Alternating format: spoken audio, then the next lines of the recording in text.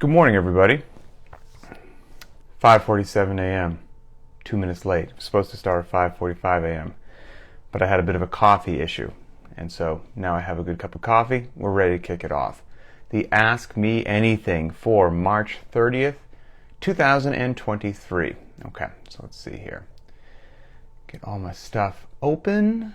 Hope everybody's day is off to a good start. And then let's see here. Okay. All right.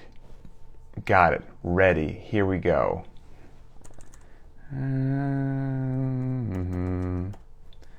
All right. First most upvoted question. This is a good one. This will be good just to have in a podcast so that people can use it as a reference to go back and forth to it. So from Greg M. Short, sweet, and simple question. Forward and reverse lunges in place. Pros and cons. Awesome question. Because we lunge a lot, and usually it's forward, usually, and that's largely because we're simulating a lot of stuff that actually occurs in life on a regular basis, and it's usually forward locomotion compared to reverse. But that's not to say that reverse doesn't have its place. And I actually did reverse lunges the other day during a workout video that I shot for the Private Track Facebook group. So everybody sees me suffering along with everybody else. It was that day that had the double kettlebell lunges and the ring muscle-ups. And I did double kettlebell lunges, but I did reverse lunges standing in place just because that's what worked well for my space in my garage. And they were great. But anyway, let's dive into the pros and cons. It's before 6 in the morning. You got to have the coffee. All right, here we go. So, I'll give you what's generally associated with both forward lunges and reverse lunges, backwards lunges, whatever you want to call them. And then at the end, there's one or two things that I disagree with. And I'll throw that out there as to why that is. So, generally speaking, forward lunges, it is thought to be had that greater emphasis is placed on loading the leg that is stepping forward of the lunge, leading the lunge, okay? So the foot that's moving out there is going to be doing more of the work, receiving more of the load. People do find forward lunges more difficult because since you are stepping forward, there's some stuff going on with your center of mass, and so people find them more challenging due to balance. And since people find them generally more challenging due to balance, that most of the time could mean that people will be able to use less loading with a forward lunge because they find them more challenging due to balance. However, I could play quite a devil's advocate that that's a good thing that they're more challenging due to balance because you're working those neurological components. That's a very good thing. But anyway, that's generally speaking. Tension in the leading leg is released momentarily while you lift your foot up off the ground and you step forward. So you're releasing and then regaining tension on that leading leg, which is the leg that's going to be doing most of the work and receiving most of the loading. So you could have that be a pro or a con, but it's generally considered, people would put it in the con sense, because if you're removing tension and then getting it under tension again compared to if you never had it break tension, you could probably load it more. So again, that's kind of also lumped into why people find forward lunges a bit more difficult and why, generally speaking, people would use less loading on a forward lunge than a reverse lunge. Primary muscles worked. This is due to literature, okay? Primary muscles worked on forward lunges are the quads and glutes. And then the stabilizing muscle would be the hamstrings. So if you're forward lunging, primarily quads and glutes is what people will say. Okay, that's the generally, that's most literature that you'll come across will say something like that. Now let's talk about the reverse lunge.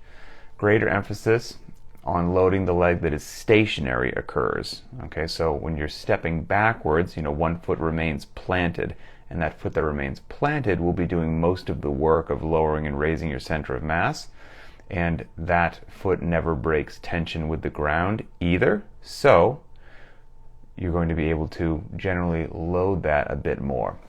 People also find the reverse lunge easier from a balance perspective. And so now when you have most people finding it easier from a balance perspective, you're not breaking that primary working leg off the ground.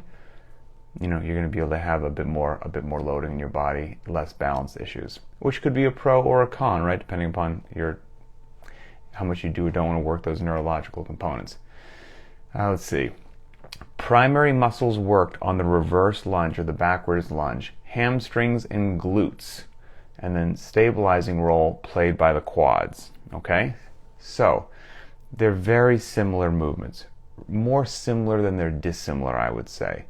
And I would also encourage everybody, if lunges are programmed, you have the freedom to experiment, to play with them, to do forward, to do reverse, and see how they treat you. You're going to be fine either way. Fitness is going to be achieved either way. Now, here's an oversimplification, okay? Because I'd read all that stuff, and you're like, I already forgot the first part that you said. Here's an oversimplification, a quick summary of that. People will say, forward lunges, work your quads. Reverse lunges, work your glutes and hamstrings. There's the brief summary. Forward lunges, work your quads. Backwards lunges, reverse lunges, work your glutes and hamstrings.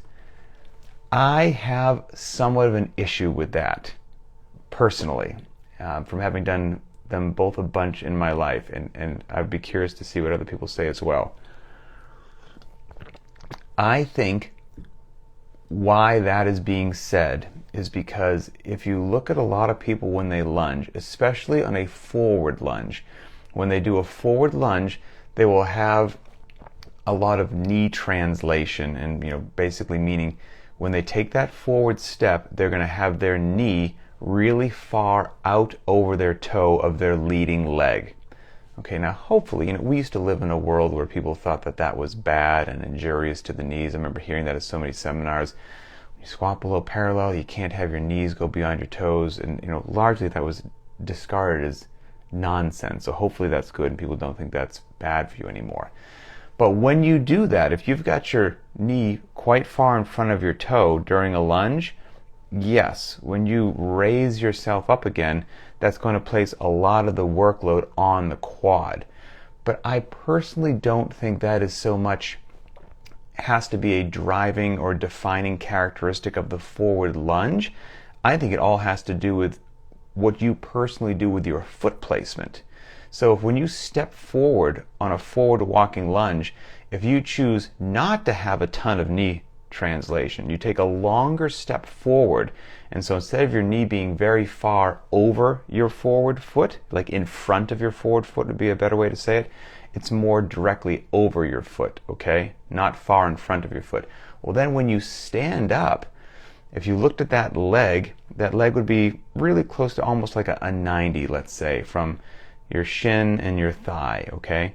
And when you stand up from that, you can pull yourself up and drive yourself off the ground, primarily using your glutes and your hamstrings. Now again, if you drive your knee really far forward out in front of your toes when you stand up, yep, it's going to put a lot on the quad. So this is where I kind of have an issue with how they're classically described, because I don't think that quad dominant movement is something that has to happen with the forward lunge. I think it's how you place your foot. Now, when a lot of people step backwards, they'll tend to step backwards in a way that doesn't have all that knee translation on that stable leg, on the leading leg. And so therefore, when they stand up, it's not so much of a quad dominant exercise. It's something that is more placing the emphasis on the glutes and hamstrings. But I am of the opinion that, and usually when I do lunge steps, I try to have I don't put my knee super far forward over my toe. Nothing to do with safety reasons, because I know that is not an unsafe thing that could occur.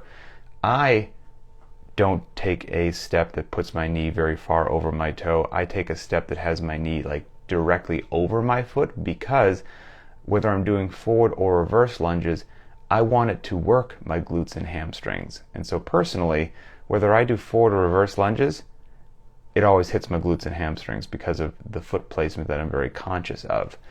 And the reason that I do that, again, personal preference, you can do whatever you want. You're a free, autonomous person on planet Earth. Do what you want.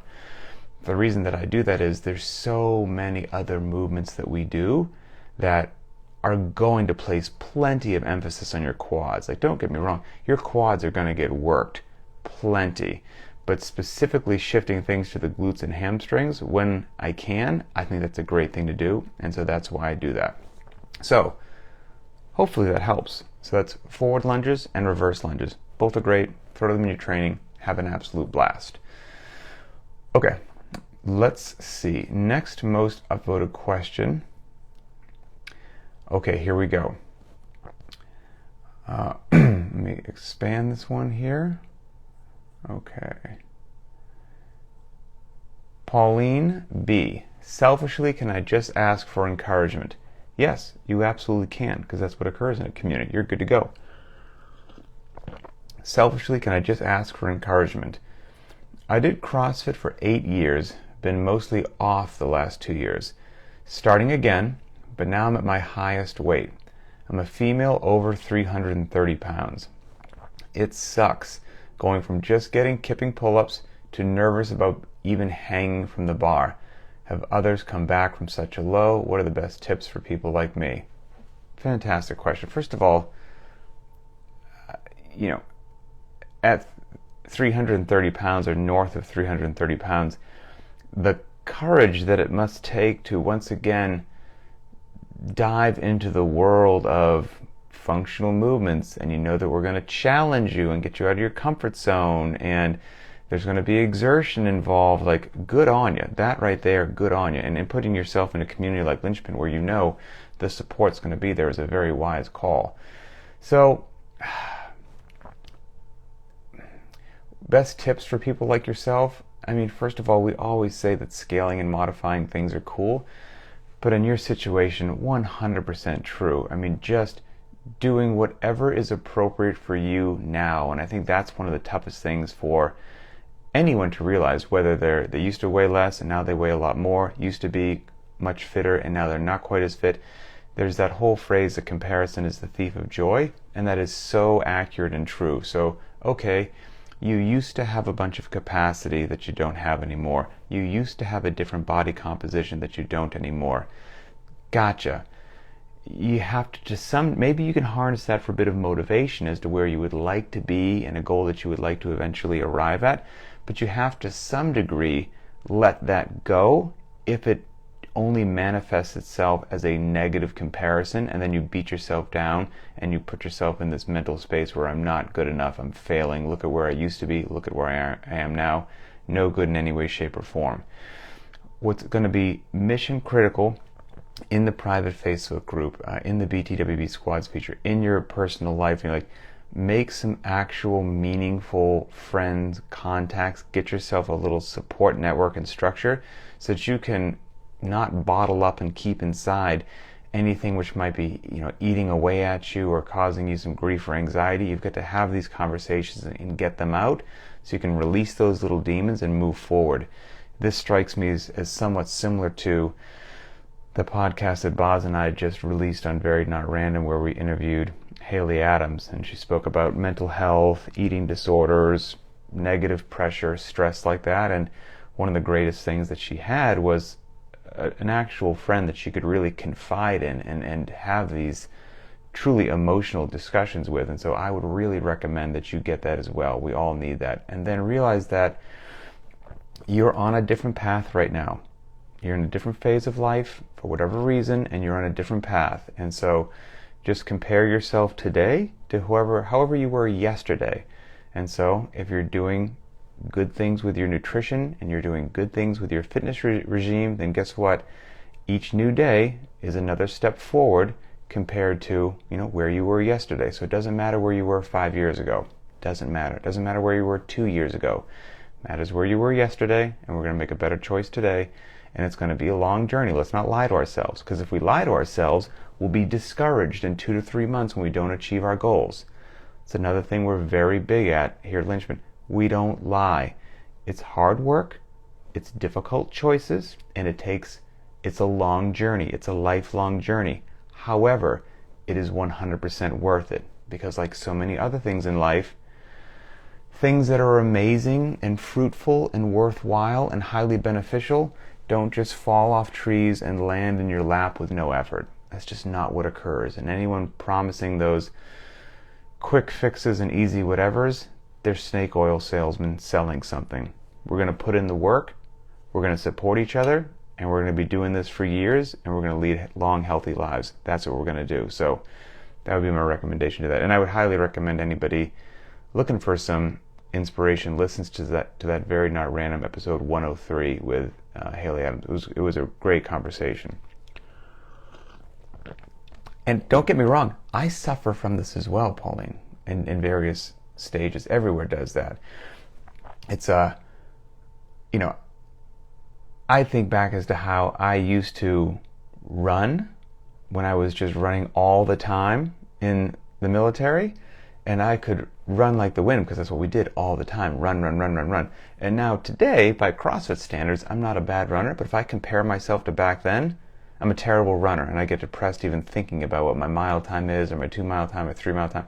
So I can't do that. Everybody's at a different stage of life. It doesn't matter where you are. Everybody's at a different stage of life. Okay. Next most upvoted question. Let's see here. Okay, here we go. The purpose of rest days. Okay, this is from Eric CM. Can you explain the purpose of rest days? Is it to avoid physical activity so the muscles recover and grow? Or is the purpose just to avoid doing CrossFit, but we can still engage in athletic activities, sport of our choice? Okay, great question. So the purpose of rest days is, largely speaking, this is an oversimplification. I apologize, like so many things that we do.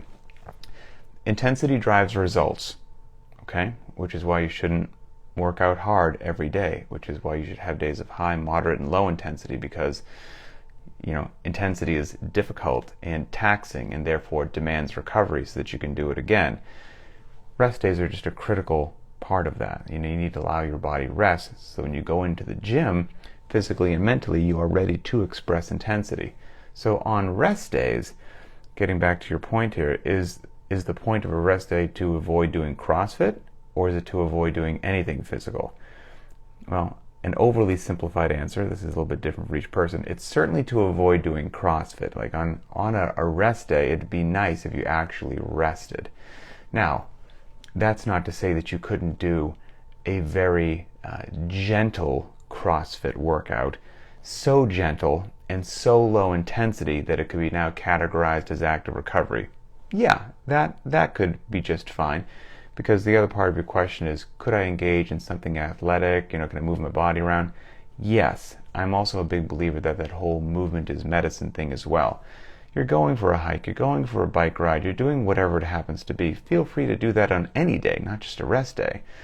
But also, to make your body feel better, a lot of times, especially if you are rather sore from whatever the week's workouts happen to have been, moving your body is probably going to get you feeling better faster than not moving your body at all. So if you had 3 hard workout days in a row and you're just feeling like a truck hit you, it's just, as a matter of fact, I shouldn't be laughing, but that's the status of my wife right now, which is rather entertaining.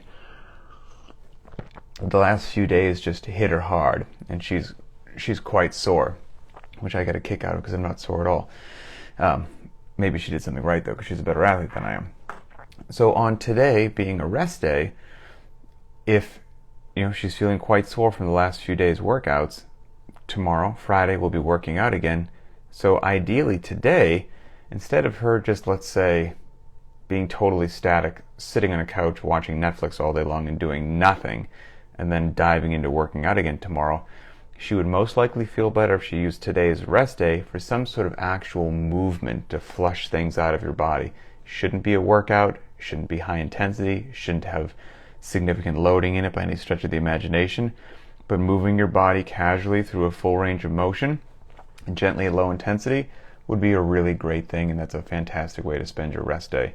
If you are one of those people that feel compulsion to move on rest days, Benji from France, I would also say that a good thing that you can do on days like that is just make them technique days where you're going to practice technique, whether it's the Bergner warm-up, practice some handstand walking, working on your, whatever it happens to be, you're going to be moving your body through a wonderful range of motion, touching a light or empty barbell, which is not going to tax you, and there's a really good chance that at the end of the session, if you were a little sore fatigued, you'll feel better than when you started. So that would be that.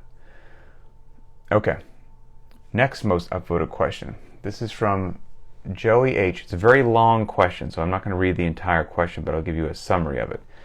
So it's about back health and lumbar spine health. And a couple questions he says on the topic of lumbar health. There's a lot of information out there on how, quote-unquote, sit-ups are bad for your back. I don't really think this is the case, but I would appreciate if you could touch on it, shine some light on it. Let's see. And that discusses GHD sit-ups. What about those? Touching the ground, not touching the ground? Are those safe as well? GHD hip extensions, back extensions, things like that. I've had lower back issues in the past and some minor surgeries, etc., etc. I'm doing great and loving every minute of it, but just, want to make sure that things are good and spine health is all, good to go. So, all right. Great question, Joey. So here, first of all, which should go along with any of these things, consult your physician. This is not medical advice. This is me sipping a cup of coffee, giving my personal opinions just based upon what life has shown me over the course of the last 20 years in strength and conditioning, okay?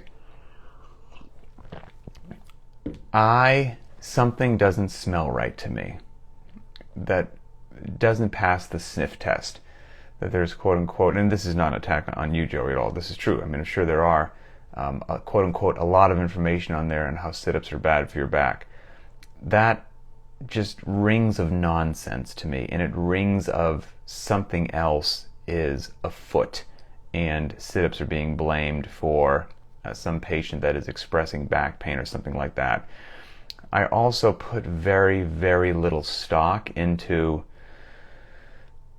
sad to say, just a lot of studies or peer-reviewed papers or whatever it happens to be. I mean, we touched on this earlier in the Ask Me Anything. I dealt with this for years of,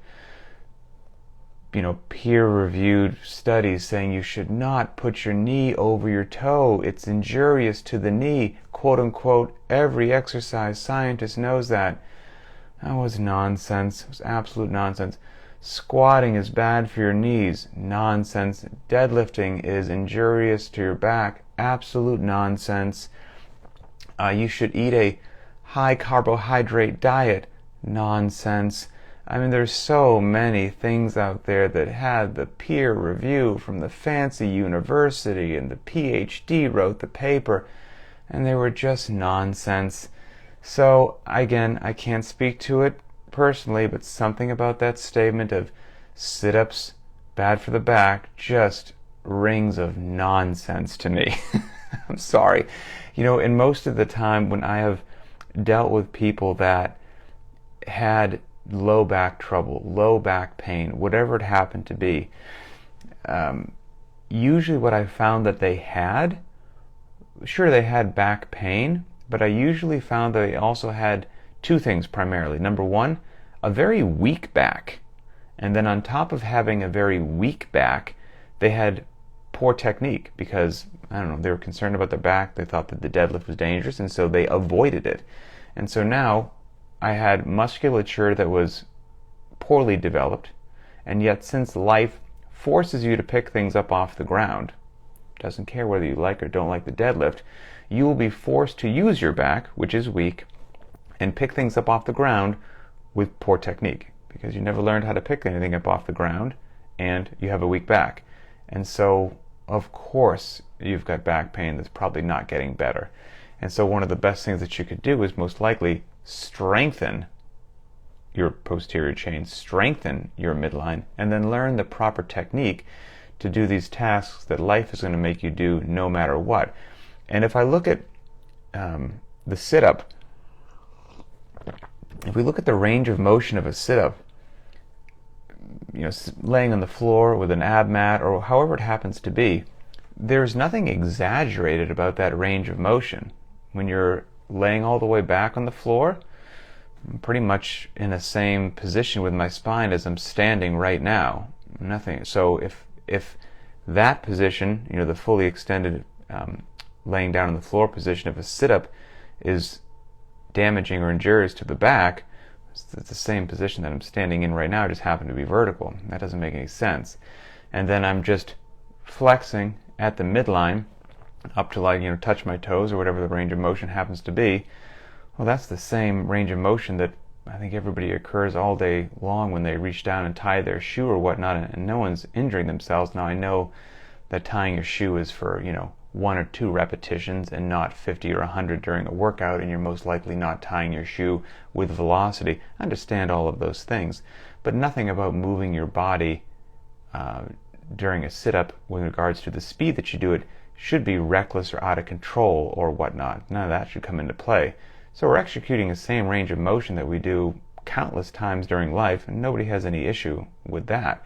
So something right off the bat doesn't sound right. I would say that these people are having something going on with their back unrelated to the sit-up, or they're doing the most bizarre, crazy sit-ups that I can't even picture in my head what they're actually doing.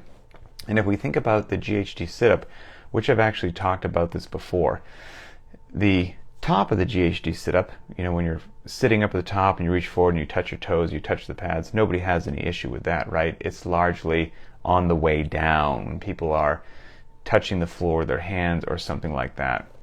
I've been very vocal that, I've got bad shoulder range of motion mobility not from CrossFit, but from motorcycle wrecks in the military. I can't really get my arms over my head. So for me, if I tried to touch the floor on a GHD sit-up, common sense would just step in and be like, you're doing this over-exaggerated, borderline painful, hyperextension sort of a thing just because, I don't know, a CrossFit competition said that was the range of motion, which that doesn't make any sense to me. I don't live my life based upon what a competition says is or is not a range of motion. So when I do GHD sit-ups, I just do them to parallel. I don't even try to touch the floor, haven't for years. They treat me fantastic. So at the bottom of my range of motion, I'm just parallel with the floor. That's it. Now I know plenty of people with wonderful shoulders, and they touch the floor, no problem whatsoever. And if you took a snapshot of somebody executing a proper range of motion in the GHD sit-up that had the pads set up properly as well, which is a really big thing, so that you're not trapping something which should be free so the athlete can actually lean back and touch the floor there. If you took a snapshot of their upper body, you would most likely find that position is, if I was just to stand right here and execute it like a stretch, like I was tired in the morning, it wouldn't be more than that, and it shouldn't be more than that, which is again also just a one point of the range of motion that a lot of people do on a regular basis. I mean, look at gymnastics. Watch some gymnasts doing a floor routine with the explosiveness that they do a floor routine, and they will have that arms extended over their head, hips fully open, spine all the way back as they're just tumbling across the floor. Like, it's a range of motion that you express depending upon what sport that you're playing. So I don't think anything about that range of motion is particularly injurious. I think a lot of it would come down to, is the athlete actually executing it properly? Are they overdoing it based upon their personal body size, limb length, range of motion in their shoulders? Do they have the GHD set up properly and all that good stuff? But it shouldn't be, nothing about what we're doing should feel bad or be injurious. Everything that we're doing should be beneficial and improving your health. And again, that's why I don't touch the ground when I do GHD sit-ups. I do them to parallel, and life is good. For the hip extension and the hip and back extension, that's also, so we did back extensions earlier in the week in the hero workout Michael. 3 rounds for time, 50 back extensions, 50 sit-ups. And even though it says back extensions, if you watched the video that I attached to that day's training, I very specifically said, yes, it says back extensions, but what you want to do during this workout, because this is a workout for time, is you want to do hip extensions, not back extensions, hip extensions. So for hip extensions, you get onto the old GHD, your hip is free of the pad. It is not trapped. And then your spine stays rigid and static and fixed. And then you're only closing and opening your hip, closing and opening your hip. You're just hinging at the hip. Your upper body stays rigid. Spine's not going in and out of flexion. And that's a very smart thing to do because we're just doing them for time. And the back extension, which you would do if your hip was trapped on the pad of the GHD, you would be intentionally taking your spine in and out of flexion. And generally speaking, that's done at a slower velocity. You can really do hip extensions quite quickly. And so that's why in a workout like that, we generally do hip extensions. And then we have a third movement, so stay with me. There's hip extensions, they're their own movement. There's back extensions, they're their own movement. And then there's another movement, and the name of that movement is the hip and back extension. And the hip and back extension has your hip free of the pad, and it will have both your hip and your spine moving through a range of motion, both of them, and that's a fantastic movement. We put those into the warm-ups at CrossFit Linchpin at least a couple times a week because they're great not only for mind-body connection, those neurological components and sequencing, but they allow you to strengthen your entire posterior chain and midline under no load, moving at a very reasonable pace, and that's also why you don't see those in a workout. So they each kind of have their own place, but getting back to what I said initially, a lot of people, again, my personal opinion, that say they have some back pain, I would find it hard to believe that it's sit-ups. Maybe they had a bad back, they whipped through a bunch of sit-ups on a back that was already achy, and that didn't do them any favors. But somebody who's like fit, healthy, strong, back feels good, starts doing sit-ups, now sit-ups made my back hurt, I find that really hard to believe. And a lot of times when I would have these people that had back issues, and I'd be teaching them the deadlift, coaching them on the deadlift, and I'd get them maybe down in the bottom position, the setup position of a deadlift with a PVC pipe against their shins, and I would place my hand on their low back to try to have them activate and engage there. What I should feel on somebody's low back are these two wonderful, strong, hard strips of muscles, your spinal erectors going down your spine, protecting your back.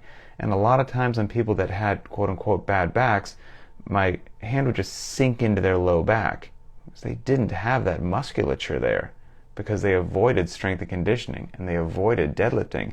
And then they said they had a bad back or an achy back, and all I could think of was, of course you do. You've got a very weak back, and we're teaching you the deadlift because you don't know how to pick something up off the ground. So again, weak back, bad technique, my back hurts. Of course it does. So again, just kind of my 2 cents there. Not medical advice, not whatever advice, just that's what my life has shown me up to this point. Okay, let's see. We covered that. Okay, 2 short questions here. Okay, 2 more questions, won't take long. First one is from Simon E. Says, if you could only buy or use one cardio machine, a rower, a bike, a treadmill, a ski erg, etc., which would you have and why? We've done this one before, but it doesn't take long, so I would take the rower. I've got, a treadmill, a bike, and a rower in my garage, and if I could only have one, I would have the rower, primarily for range of motion, musculature involved, and things like that. I would take the rower. They're all great, but that would be my answer. And then final question here from Andrew G. CrossFit is all about functional movements and helping keep people fit in their daily lives. While I absolutely agree a proper warm-up is best practice, it could be argued that it is not necessary given the core intent of CrossFit, or could it be argued? We don't warm up when we lift all the grocery bags at once and carry them up the stairs to a 3rd floor apartment. Police officer doesn't have the time to warm up his legs before launching into a sprint if the suspect decides to make a run. Again, not denouncing the value of the warm-up, just wanted to hear your thoughts on an alternative viewpoint. For sure. And I think this comes down to there's a difference between what's ideal and what's real. So, picking up those grocery bags, that's true, or a toddler off the ground, or whatever it happens to be, yes, a submaximal effort that pops up every now and then. And if picking up those grocery bags are, I don't know, your toddler or whatever is 10% of your max deadlift, Well, the smaller percentage of your max deadlift, the easier it is going to be just to pick something up off the ground. So meaning, do you have to warm up to pick a pencil up off the ground? No. Do you have to warm up to pull a 1 rep max? That'd be a great idea. So the closer you get to your 1 rep max, the more potentially, dangerous if you're not warmed up it could be. And so putting yourself into a state, generally speaking, with your training that allows you to optimize your results, and a warm-up will generally do that. It will allow you over time to lift more weight. Well, then as you lift more weight, your 1 rep max increases, and now when you're faced with things in life that are a fraction of your 1 rep max, you have a greater ability to just do that casually without thinking about it, without warming up, because your area of competence is as wide as you can. You could think about this as well. For example, the police officer chasing the suspect didn't have time to warm up, right? Absolutely, for sure. Well, I'm sure that every now and then that cop has to chase somebody on 2 hours sleep compared to 8 hours sleep. Gotcha.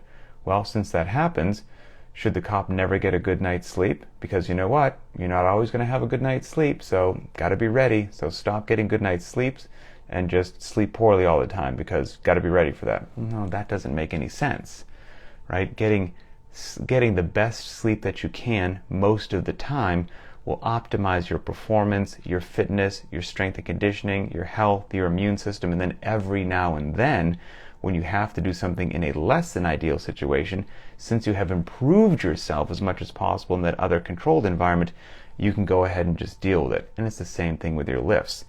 What if you had to pick something up off the ground, or you had to do a bunch of yard work, or that police officer had to chase a suspect, and they just happened to have eaten a huge, heavy, crappy, disgusting meal. Yeah, that's going to happen every now and then. And that's not ideal, that you've got to sprint with a stomach full of whatever it happened to be. Well, does that mean that you shouldn't eat well because every now and then you have to be ready for the times that you don't eat well? No, that doesn't make any sense. You're going to eat well the overwhelming majority of the time, and that will put you in the best, most highest state of physical readiness possible. And then every now and then when you have to operate in a less than ideal one, that's great. So I would say the overwhelming majority of the time, with warm-ups, with rest days, with all that stuff, you want to do whatever will allow you to increase your fitness, increase your health, and maximize your strength and conditioning as much as humanly possible to raise your bar. And then you have the most area under that bar possible, and when you have to expose yourself to a different situation, you've got a much wider strike zone to do so, much bigger, wider room for error, things like that. That would be my overall consensus on that. So that's it. But you're right. A tiger doesn't warm up when it just sprints after something. And every now and then, life gets in the way, and I don't warm up for a workout. And generally speaking, they never go as well as when I do warm up.